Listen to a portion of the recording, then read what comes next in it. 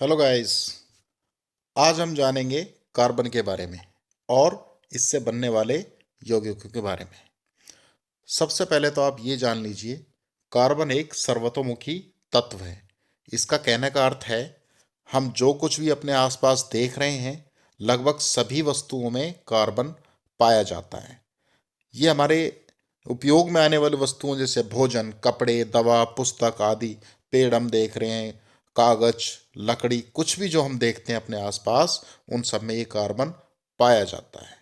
तो ये बहुत ही मुख्य आधार है हमारी जरूरत की वस्तुओं में इस्तेमाल होने वाले साधन का।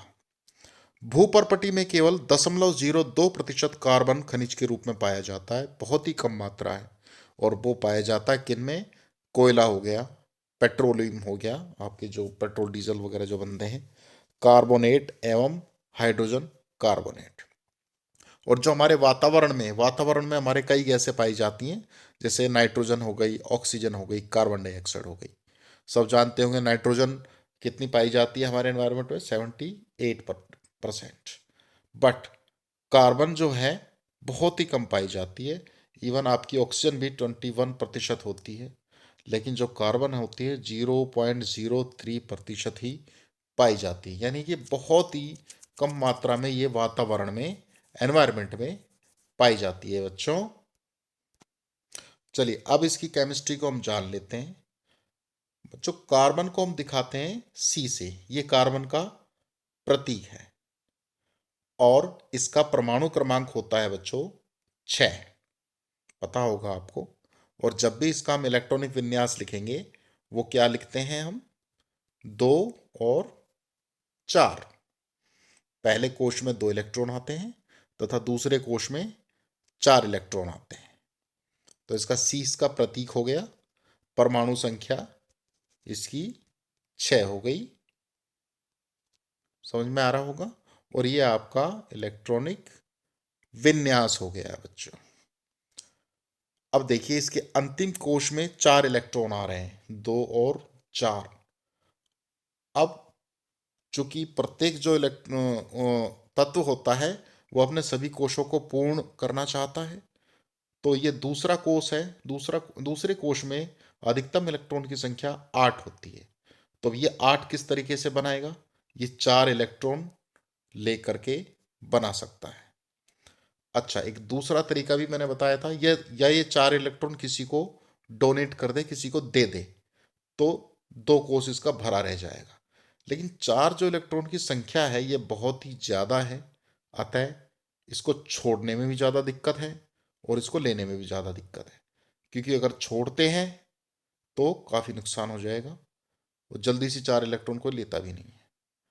और लेकिन जब ये लेने की बारी आएगी, तो उतने ही इसके अंदर प्रोटॉन होते हैं। हम सब जानते हैं जितने इलेक्ट्रॉन होते हैं उतने ही कार्बन के अंदर प्रोटॉन पाए जाते हैं। तो उन प्रोटॉन के लिए 4 और अलग से इलेक्ट्रॉन को जो है रोक कर रखना बहुत ही मुश्किल हो जाता है। इसीलिए ये कार्बन इस समस्या को कैसे सुलझाता है?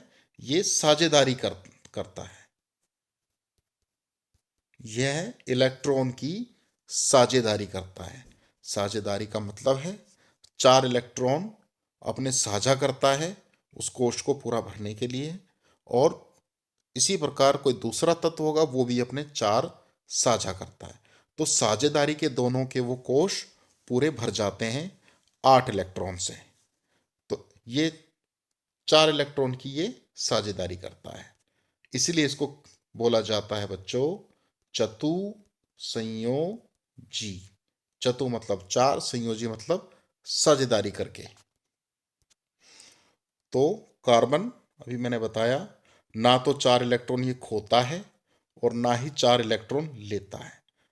कहने का मतलब ये आयनिक आबंध जो है नहीं बनाता है।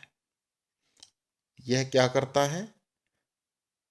इलेक्ट्रॉन खोने के लिए इसको अत्यधिक ऊर्जा की आवश्यकता होती है, मैंने बताया, ज़्यादा जोर पड़ेगा। और अगर इलेक्ट्रॉन ले लेता है 4 इलेक्ट्रॉन, तो इन इलेक्ट्रॉन को रोक के रखना बहुत ही कठिन हो जाता है प्रोटॉन के लिए। प्रोटॉन कहाँ होता है? हमेशा ये किसी तत्व के परमाणु के नाभिक में पाया जाता है। तो एक तरह से हम कह सकते हैं कि कार्बन एक चतुसंयोजी है, बताया अभी। क्यों है? क्योंकि ये सहसंयोजी आबंध बनाता है, यानी साझेदारी करके बनाता है। सहसंयोजी आबंध किसे कहेंगे? एक ही प्रकार या विभिन्न प्रकार के परमाणुओं के इलेक्ट्रॉनों की साझेदारी से बने आबंध को सहसंयोजी आबंध कहते हैं। सहसंयोजी आबंध के भीतर जो है बहुत ही स्ट्रॉन्ग बॉन्ड होता है, बहुत ही प्रबल आबंध होता है, लेकिन इसका अंतराणुक बल, अंतराणुक बोलते दोनों अणु के बीच में, कोई भी दो तत्व जब साझेदारी करते हैं उनके बीच में जो होगा वह बल बहुत ही कम पाया जाता है। इसी कारण इनके क्या होंगे? गलनांक और क्वथनांक बहुत ही कम होते हैं। ठीक है।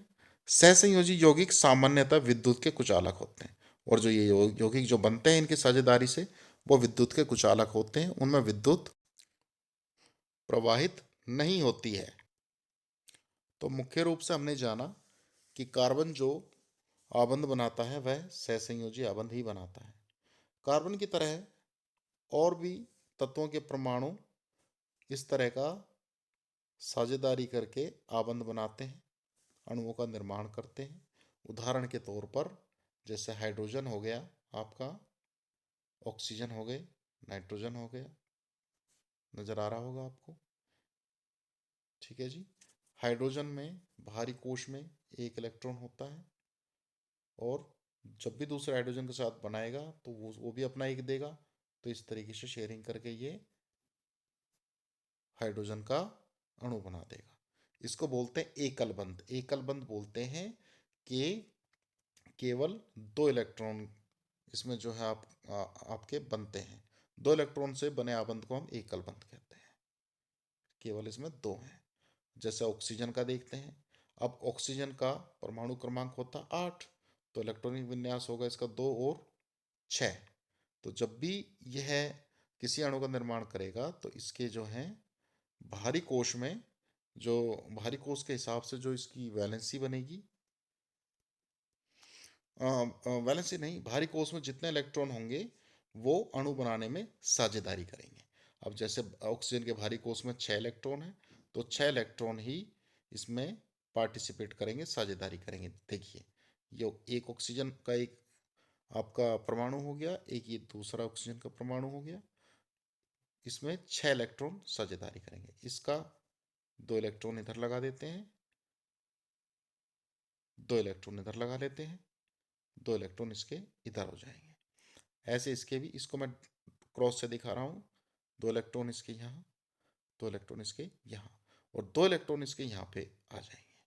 तो देखिए यहाँ साझेदारी हो गई है, आपको दिख रहा होगा ये साझेदारी हो गई है दोनों इलेक्ट्रॉन की, इसके 2 इलेक्ट्रॉन की और इसके 2 इलेक्ट्रॉन की। अब इन सबके 8 इलेक्ट्रॉन पूरे हो गए। गिन लीजिए, 1 2 3 4, देखिए मैं दिखाता हूँ आपको, 1 2 3 4 5 6 7 8। इस ऑक्सीजन के पूरे हो गए। अब इस ऑक्सीजन के इस तरह से काउंट करेंगे, 1 2 3 4 5 6 7 8, ये वाले दोनों के लिए ही काउंट होंगे। तो इस तरीके से ये आबंध बन जाता है।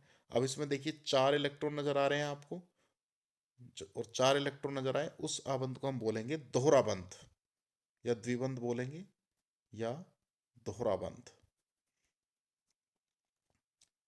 इस तरीके से नाइट्रोजन का हम समझ लेते हैं कि नाइट्रोजन किस तरह का आबंध बनाएगा।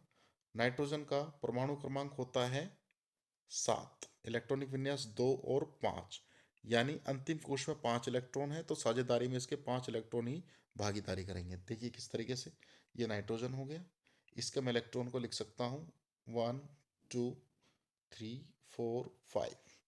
ये दूसरा नाइट्रोजन हो गया आपका, इसके भी 1 2 3 4 5। अब ये साझेदारी यहाँ पे हो जाती है इन इलेक्ट्रॉनों की 3 3। अब आप गिन लीजिए हर एक नाइट्रोजन के लिए। इस नाइट्रोजन के लिए मैं गिनता हूँ, इस नाइट्रोजन के लिए अगर मैं गिनता हूँ तो देखिए 1 2 3 4 5 6 7 8, इसके 8 पूरे। और इस वाले नाइट्रोजन के देखेंगे 1 2 3 4 5 6 7 8। तो इस तरीके से ये नाइट्रोजन अणु बनेगा। अब यहाँ पे देखिए कितने इलेक्ट्रॉन इसमें मिल रहे हैं, 1 2 3 4 5 6। जब 6 इलेक्ट्रॉन भागीदारी करते हैं तो ये त्रिआबंध बनाते हैं, इसको हम बोलेंगे त्रिआबंध। ठीक है। 3 इलेक्ट्रॉन के जोड़े इसमें शामिल होते हैं, तो इसलिए इसको त्रिआबंध कहते हैं। ऑक्सीजन में 2 इलेक्ट्रॉन के जोड़े थे, यानी चार चार टोटल इलेक्ट्रॉन थे और जोड़े जो थे वो 2 थे, इसलिए उसको द्विआबंध कहा गया है। तो ये बच्चों आज का हमारा टॉपिक था। इसमें हमने कार्बन के बारे में बहुत ही आधारभूत और मूलभूत बातें हमने जानी इसमें। तो इसको आप सभी लोग रिवाइज कर लीजिएगा। एक बार मैं फिर से हल्का सी रिवीजन आपको बता देता हूँ इसका। इसमें हमने बेसिकली जाना है कार्बन के बारे में। कार्बन का प्रतीक क्या होता है, सी से इसको दिखाया जाता है। वातावरण में 0.03% पाया जाता है और तथा भूपर पट्टी में 0.02% के रूप में पाया जाता है। और हमारे आसपास जो भी हमें वस्तु दिखाई दे रही है सब में कार्बन मौजूद होता है। और ये केमिकली रूप से कार्बन ये अधातु होता है। इसका प्रतीक मैंने बता ही दिया। चतुसंयोजी है क्योंकि इसके बाहरी कोश में 4 इलेक्ट्रॉन होते हैं, तो 4 इलेक्ट्रॉन से साझेदारी करता है। समझ में आ गया होगा। और इसके जो है ना भौतिक गुण भी हमने बताए इसके, जो ये सहसंयोजी आबंध बनाता है। भौतिक गुणों को आप याद रखिएगा। यह है इसके गलनांक व क्वथनांक बहुत ही कम होते हैं, इनका अंतराणुक बल कम होता है, इलेक्ट्रॉनों की ये साझेदारी करते हैं। साझेदारी करने के कारण आवेशित कण नहीं बनते हैं। आवेशित कण नहीं बनेंगे तो ये विद्युत का कुचालक भी नहीं होगा, क्योंकि आवेशित कण ही नहीं बने तो आपका विद्युत बनेगी नहीं, क्योंकि विद्युत क्या है, आवेशों का प्रवाह होता है। तो सहसंयोजी यौगिक सामान्यतः विद्युत के कुचालक होते हैं। सो इसको आप रिवाइज कीजिएगा, इनके क्वेश्चन को आप खुद कीजिएगा। अगर कोई डाउट हो तो मुझे कमेंट में बताइएगा, क्वेश्चन में मैं उसको क्लैरिफाई करूंगा आपके जो है। So guys, it was all about today's topic. अगली बार हम नए टॉपिक के साथ मिलेंगे। Till then bye bye, take care.